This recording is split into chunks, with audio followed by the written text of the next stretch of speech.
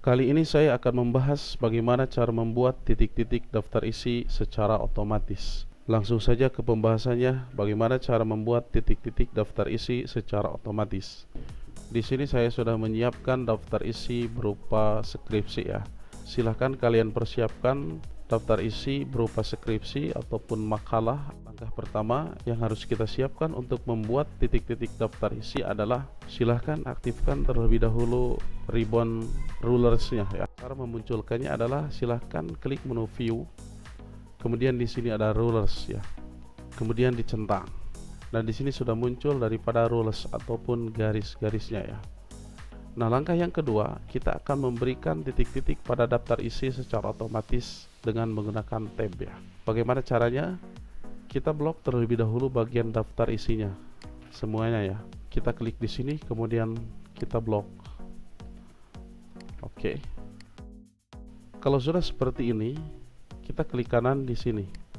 Kemudian kita klik paragraf, atau kita boleh menggunakan dari sini. Oke, kemudian tab.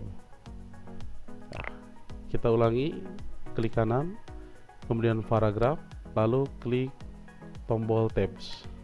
Nah, di sini di tab stop position artinya di saat kita menekan tombol tab, tab itu berhentinya di ukuran berapa ya di bagian rulersnya.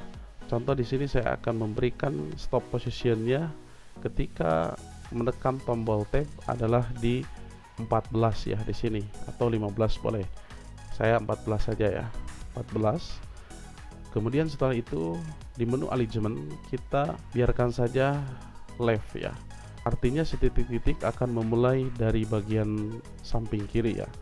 Kemudian di menu leader kita pilih bagian yang nomor 2 karena ini sudah familiar ya, sudah biasa digunakan. Kemudian kita klik tombol set.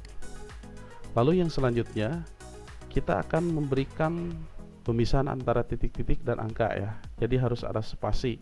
Nah, spasi antara titik-titik dan angka itu bebas ya. Di sini saya misalkan akan memberikan spasi 2 atau 5 ya. Di sini saya memberikannya hanya 2 ya. Kemudian setelah itu klik tombol set. Lalu yang selanjutnya kita klik OK. Setelah pengaturan posisi daripada tab, langkah yang ketiga yaitu kita memberikan titik-titik secara otomatis dengan menggunakan tombol tab ya di keyboard. Oke, kita coba. Kita tekan tombol tab di keyboard. Oke. Kemudian tab lagi. Nah, di sini kita akan memberi number ya. Misalkan nomor 1 atau nomor halaman 1 ya. Oke.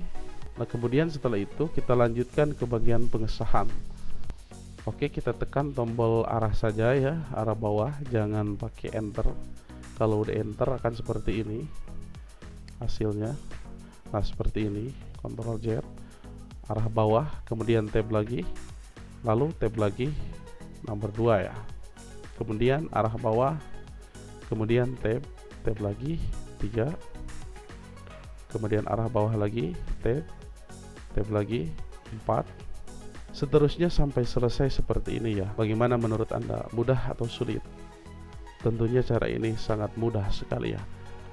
Baiklah, untuk tutorial kali ini sampai di sini terlebih dahulu. Mudah-mudahan ada manfaatnya khusus bagi para pemula. Jangan lupa subscribe dan aktifkan tombol notifikasinya supaya mendapatkan informasi yang lebih lanjut daripada channel Berbagi Ilmu. Salam berbagi. Wassalamualaikum warahmatullahi wabarakatuh.